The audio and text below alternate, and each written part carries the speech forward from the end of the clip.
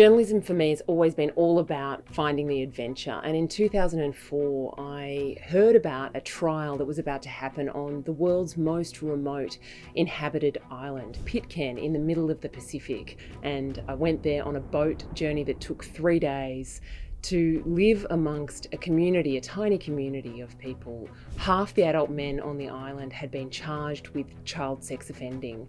We were there for a couple of months, and although I was working at the Australian, it was such an expensive trip, such a long way away, and we had to recruit other organisations to help pay the bills. I was doing daily live crosses to Sky News. I was writing for the New York Times. My photos appeared in Vanity Fair. I was writing for the Times and the Sunday Times in London. They were tried, and most of them were convicted and jailed on the island where they lived. There were no phones, no internet, no flushing toilets, and we had to live together in a tiny little house.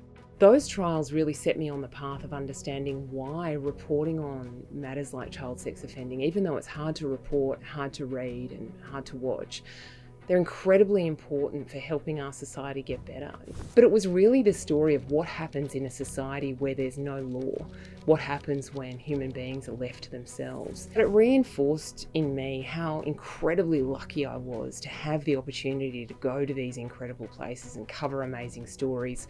I've tried to keep that spirit of adventure throughout my career, but also to think about the importance of the work that we do, to the people who are consuming our work. We have a duty to our audience to bring them the news in a way that's informative and that's accurate, but it's also entertaining. There's no point reporting hard stories or challenging issues like that if you can't make it interesting for people to read and help them understand our society and humanity a little bit better.